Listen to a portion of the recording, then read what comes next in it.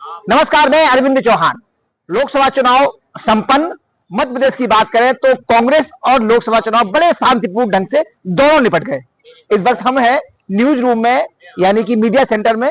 आप साफ तौर पर देखेंगे कि बस प्रमाण पत्र देने की बंटने की बारी है। यहाँ कुछ ही देर बाद बाहर सिंह कुशवाहा को, जो 70,000 मतों से जीते हैं, उन्हें यहाँ पर प्रमाण पत्र दिया जाएगा। इस वक्त हमारे साथ बहुत सारे पत्रकार हैं जो सुबह 6 बजे से यहाँ पर खड़े हुए हैं। सबसे पहले हम बात करते हैं हमारे स्मार्ट पत्रकार विनोद शर्मा साहब से। आप थोड़ा आगे आइए, इनका चेहरा दिखाइए सुंदर सा। इसके बाद सर, नहीं मैंने नहीं आ रहा, बैठे रहने दीजिए। सर, कैसे देखते हैं चुनाव, लोकसभा चुनाव मध्य प्रदेश में और कांग्रेस दोनों बड़े शांतिपूर्ण ढंग से निपटे हैं? देखिए, मध्य प्रदेश का जो लोकसभा चुनाव हुआ था, अरविंद मैं बताऊं, इसमें बीजेपी हमेशा ही फ्रंट फुट पे खेलती रही और बीजेपी जो दावा करके चल रही थी कि हम 29 को 29 सीटें जीतेंगे, वो उन्होंने दावा अपना पूरा भी कर दिया। कांग्रेस के लिए एक चुनौती भरा चुनाव था, क्योंकि कांग्रेस के पास एक अवसर था 5 से 6 सीटें जीतने का इस लोकसभा में, लेकिन कांग्रेस की कई सीटों पर अंदरूनी लड़ाई और स्ट्रेटजी न बना पाना, बूथ लेवल पर कमजोर होना, इसकी वजह से कांग्रेस ये चुनाव हारी। पूरा चुनाव अगर ये कहा जाए, प्रत्याशियों से ज्यादा प्रधानमंत्री नरेंद्र मोदी के नाम पे लड़ा गया। उनके तमाम जो एजेंडे थे, चाहे वो राष्ट्रवाद हो या फिर विकसित भारत संकल्प की हो, वो जनता को कहीं ना कहीं अपील करते रहे और जनता को ये लग रहा था कि अगर प्रधानमंत्री की तुलना करें तो देश का कौन सा व्यक्ति ऐसा है जो प्रधानमंत्री बनने लायक है। शायद यही वजह रही कि मध्य प्रदेश की जनता ने उनमें ज्यादा भरोसा जताया। अगर पूरे देश की बात करें तो इस बार भारतीय जनता पार्टी का जो पहले 303 पे था, वो आंकड़ा सिमट के बहुत कमजोर हुआ, जबकि नारे लगाए जा रहे थे कि 400 पार जाएगा। तो इसमें क्या, कहाँ कमी मानते हैं कि कहाँ नेतृत्व कमजोर हुआ है? बसपा देखो कहाँ से कहाँ पहुंच गई है। और देखिए, इसमें सबसे ज्यादा अगर भारतीय जनता पार्टी को नुकसान हुआ है तो उत्तर प्रदेश में हुआ है, क्योंकि यूपी बीजेपी का गढ़ रहा था पिछले लोकसभा चुनाव में और यूपी से ही इस बार सबसे ज्यादा उनको नुकसान हुआ। कहीं ना कहीं राहुल गांधी जिस तरह से जनता में निकले और उन्होंने केंद्र की कमियों को जनता के बीच में रखा, वो कमियों का उन्हें साथ भी मिला, अखिलेश यादव का साथ मिला, अन्य राज्यों में भी जनता का साथ मिला, जिसकी वजह से Bharatiya Janata party full majority में नहीं आ पाई। और अब देखिए, अब एक देश में एक नई तरह की राजनीति देखने को मिलेगी, क्योंकि बीजेपी के गठबंधन में जितने भी दल और नेता शामिल हैं, वो कम से कम इतना तो है कि कुछ ना कुछ कंट्रोल भारतीय जनता पार्टी की सरकार पर जरूर रखेंगे, जिससे कि इस देश को संतुलित, जैसा कि विपक्ष लगातार दावा करते रहते हैं कि मनमानी, तानाशाही, इन सब चीजों को शायद अब ये चीजें कहना देश में दिखाई नहीं देंगी।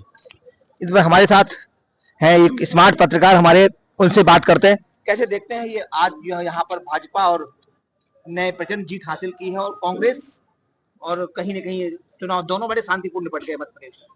बिल्कुल सही बात। देखिए, मध्य प्रदेश में चुनाव शांतिपूर्ण तरीके से निपट गया और जैसा कि बीजेपी ने दावा किया था कि सभी 29 सीटें जीतेंगी, तो इस बार छिंदवाड़ा की सीट के सहित 29 सीटों को भारतीय जनता पार्टी ने जीत लिया है।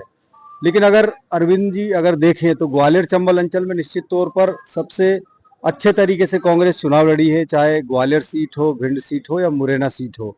यहाँ कांग्रेस की शुरुआत से ही ये था कि फाइट में थी कांग्रेस, 2 सीट तो आएंगे और ये माना जा रहा था कि इन तीनों में से 2 सीट तो कांग्रेस जीत सकती है। लेकिन कांग्रेस के लिए कई परिस्थितियां उनकी वजह से निर्मित हुई, चाहे बीएसपी के जो उम्मीदवार थे तीनों कांग्रेस से यहाँ खड़े थे। इसके अलावा कांग्रेस में भी अगर देखें तो मुरैना में आप देखिए कि रमेश गर्ग ने नुकसान किया। इसके अलावा ग्वालियर में भी अगर देखें तो कंसारा ने। इसके साथ ही ग्वालियर में एक परेशानी ये भी थी कि प्रवीण पाठक ज्यादातर वक्त अकेले ही किला लड़ाते रहे, चाहे जिलाध्यक्ष देवेंद्र शर्मा की बात करें, टिकट ना मिलने के चलते वो नाराज हो गए थे, राम सेवक बाबूजी खुद नाराज रहे हैं, लेके डूबी है। तो कुल मिला के कांग्रेसियों की फूट और नाराजगी की वजह से ये सीट कांग्रेस ने गंवाई है।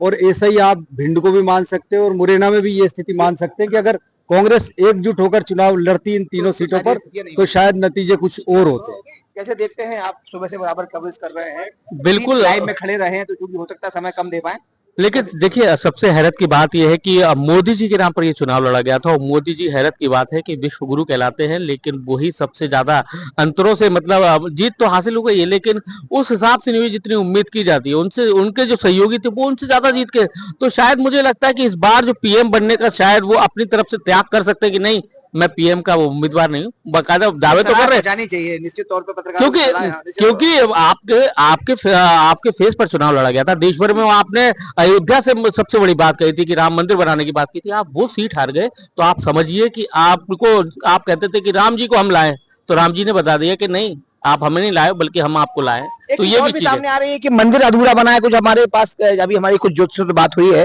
कि मंदिर अधूरा बना है तो बहुमत पूरा कैसे हो सकता था, इसके बारे में कुछ कहेंगे क्या? बिल्कुल, शंकराचार्य तो इस मुद्दे को उठा के मैदान में थे, चारों शंकराचार्य इस मुद्दे को उठा रहे थे, लेकिन चारों शंकराचार्य इस मुद्दे को उठा रहे थे, लेकिन उनको किस तरह से इग्नोर किया गया, बिल्कुल तानाशाही एक तरह से कहा जा सकता है, उनकी बात को नहीं सुना गया।